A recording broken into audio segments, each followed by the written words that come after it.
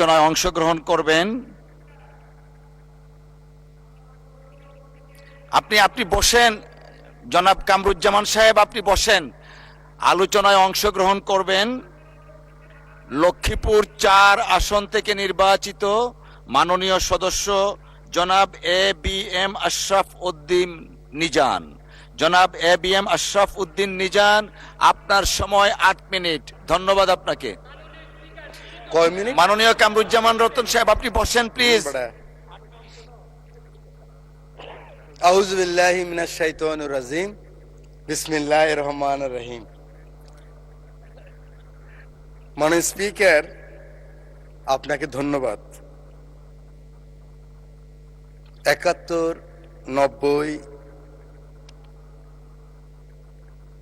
এবং ২৪-এর রক্তাক্ত জুলাই বিপ্লব, বর্ষা বিপ্লব, এই বিপ্লবে যারা শহীদ হয়েছেন, বিশেষ করে এই জুলাই বিপ্লবে যাদের রক্তের বিনিময়ে, আকাঙ্ক্ষার বিনিময়ে আজকে মহান সংসদে আমরা যারা সবাই এই বিপ্লবে অংশগ্রহণ করার সুযোগ হয়েছিল, আমাদের পরবর্তী ১০০ বছরের প্রজন্ম জানবে যে আমার পিতা, আমার দাদু এই সংসদে আবার কখন ঢুকতে পারবে চিন্তাই করেনি যারা। ২০১৪ সালের ৫ই জানুয়ারি হঠাৎ করে এখান থেকে বেরিয়ে গেলাম। আমার পাশে আমার অনেক বন্ধু সেদিন এই সংসদে ছিল। ওরা বলতে পারবে এরকম একটি বিপ্লবের মাধ্যমে, যেখানে এই সংসদ ভবনের লুকিয়ে আছে শুনে প্রত্যেকটি রুম ভেঙে ফেলেছে। কোটি কোটি অর্থ টাকা এই সংসদ ভবনে পেয়েছে। গণভবনের ইট নিয়ে গিয়েছে। এটা বিএনপির লোকেরা নেয় নাই, জামাতের লোকেরা নেয় নাই। এটা ফাইয়াজের মারা নেন নাই, আকরামের মারা নেন নাই, আবু সাইদের আম্মা নেন নাই। এটা বাংলাদেশের রিকশাওয়ালা, শ্রমিক, জনতা সকলে ক্ষোভের বহিঃপ্রকাশ ছিল সেদিনকার সেই সমাপনী আন্দোলন। সেই সমস্ত শহীদদের আত্মার মাগফিরাত কামনা করছি। আল্লাহ যেন তাদেরকে বেহেশতের সর্বোচ্চ মাকাম দান করেন। মাননীয় স্পিকার, শহীদ মোহাম্মদ শামীম, শহীদ মোহাম্মদ সবুজ, শহীদ মোহাম্মদ হাসান, শহীদ মোহাম্মদ মাজারুল ইসলাম, মোহাম্মদ ফেরদাউস শহীদ যুবদল নেতা, আরিফ ছাত্রদল নেতা, আপনারা হঠাৎ করে মনে করছেন নামগুলি কোত্থেকে আসলো? অজপাড় গাঁয়ের, মেঘনা পাড়ের। আমার পাশে বসা আছে আমার মাননীয় সংসদ সদস্য, আজকের পানি সম্পদ মন্ত্রী আবুল খায়ের ভূঁইয়া সাহেব, আমাদের অঞ্চলের। এরা শহীদ হয়েছে জুলাই বিপ্লবে। ওদের মাকে আমি কথা দিয়েছি, আমি জানি এর রুলস অফ প্রসিডিউর অনুযায়ী মহামান্য রাষ্ট্রপতির চেয়ারকে আমি সম্মান করতে হবে। সম্মান রেখেই বলছি, ওই চেয়ারকে ধন্যবাদ দিচ্ছি, ও প্রতিষ্ঠানকে, কিন্তু মহামান্য রাষ্ট্রপতিকে, ব্যক্তি শাহাবুদ্দিন সুপ্পু সাহেবকে আমি কিন্তু ধন্যবাদ জানাতে পারলাম না বলে আমি দুঃখিত।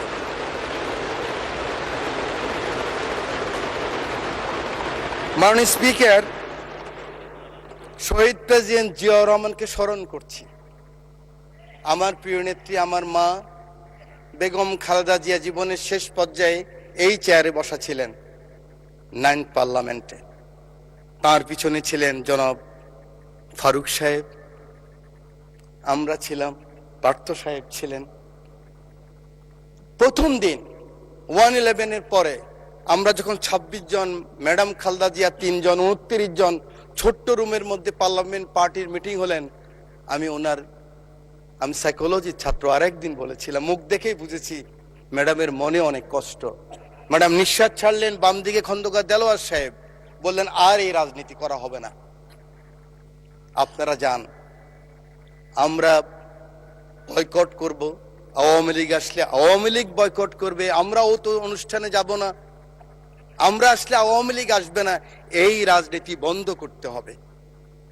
5 জনকে পাঠালেন, আমরা সেখানে গেলাম ওত অনুষ্ঠানে। সংসদ শুরু হলো, 1.5 মাসের মাথায়, বিশ্বাস করেন, আমার মা সংসদে বসার মতো ভাষা এই পার্লামেন্টে ব্যবহৃত হয় নাই। এরকম টোকেন দিয়ে দিয়ে এই সংসদ নেতা ছিলেন ফ্যাসিস্ট, এই চেয়ারে বসা ছিলেন হাসিনা। উনি টোকেন দিতেন যুব মহিলা লীগের নেত্রীদেরকে। কিভাবে মন্দ বলা যায়, কিভাবে তারেক রহমান সম্বন্ধে মন্দ বলা যায়, কিভাবে খালেদা জিয়া সম্বন্ধে মন্দ বলা যায়। তারপরে সেই সংসদে আমরা ছিলাম। আজকে আমার নেতা শহীদ প্রেসিডেন্ট জিয়াউর রহমান রাজনীতিটা শুরু করলেন কিভাবে, গ্রোম করলেন কিভাবে।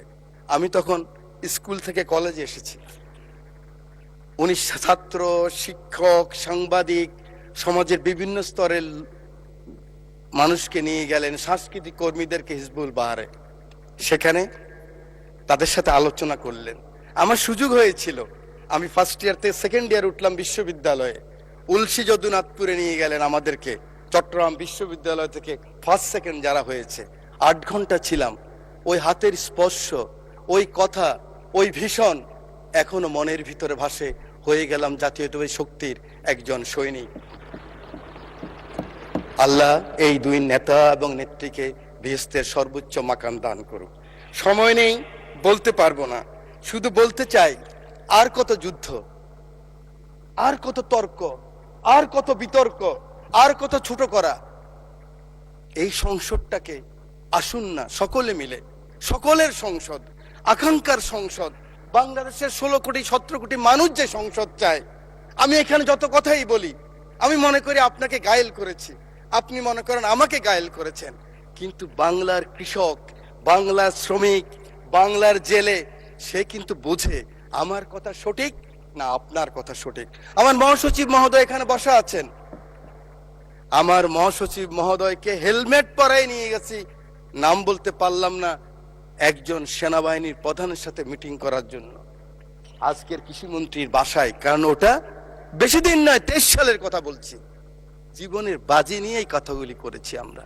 আমার নেত্রী 11 আমার নেতাকে যখন নিয়ে গেল খবর পেলাম আমি, কারণ 7 দিন আগে শেষ দিন আমার দেখা হয়েছিল আমার নেতা তারেক রহমানের সাথে, বেগম খালেদা জিয়ার সাথে 111-এর পরে হাওয়া ভবনে। সেদিন ছিল ওনার শেষ দিন। খবর পেলাম ওনাকে নিয়ে গেছে, ঢুকে গিয়েছে। 196 জন এমপি ছিল এই পার্লামেন্টে। আমি ঢুকেছি, আমার নেত্রীকে দেখেছি একজন মা, তার সন্তানের জন্য কি আকুতি, কি কান্না, কি বেদনা বিধুর আমি দেখেছি। আমি সেই কথা মনে রাখতে চাই। আজকে আমরা অনেকে আছি, কিন্তু ষড়যন্ত্র বন্ধ হয়নি।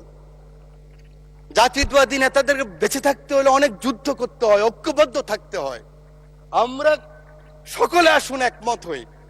আগামী দিনে যে চ্যালেঞ্জ আসবে, এই জাতীয়বাদী শক্তির বিরুদ্ধে আবার যে ষড়যন্ত্র আসবে, সেদিন কারাই প্রধানমন্ত্রীর জন্য জীবনের বাজি রাখতে পারবেন, বাংলাদেশের জন্য বাজি রাখতে পারবেন, সেরকম যদি একটা শক্তি সাহস থাকে, তখনই হবে সবার আগে বাংলাদেশ।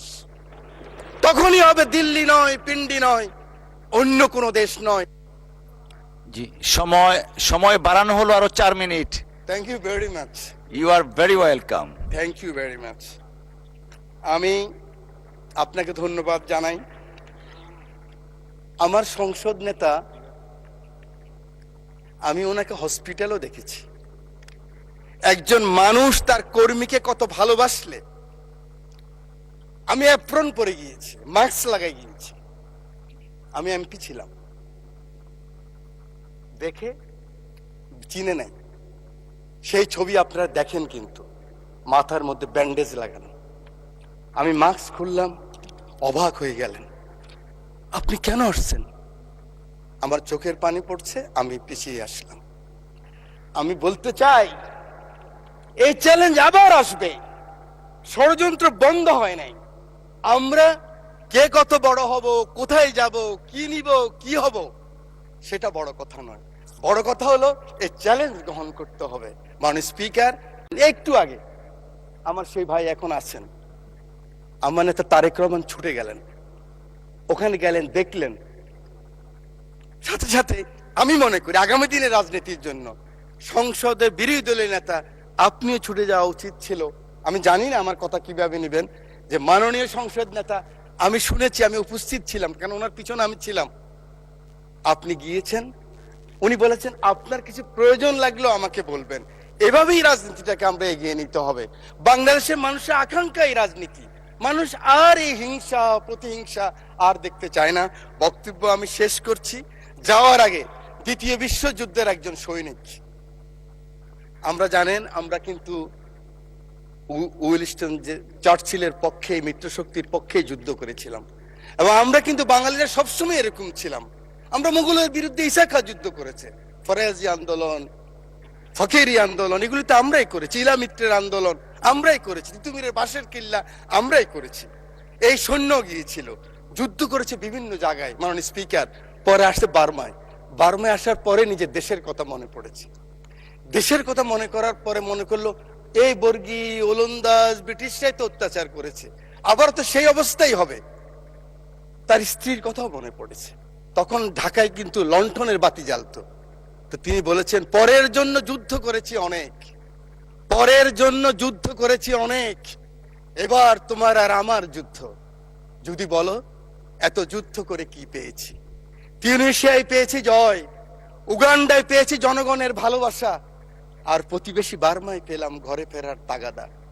আমি যেন সেই বাতিওয়ালা যে পথ পথ রাস্তায় বাতি জ্বালিয়ে ফিরি, অথচ যার নিজের ঘরে জমে থাকে দুঃস্ব অন্ধকার। এই অন্ধকার আমরা কাটাতে চাই, এই অমনীষা থেকে বের হতে চাই।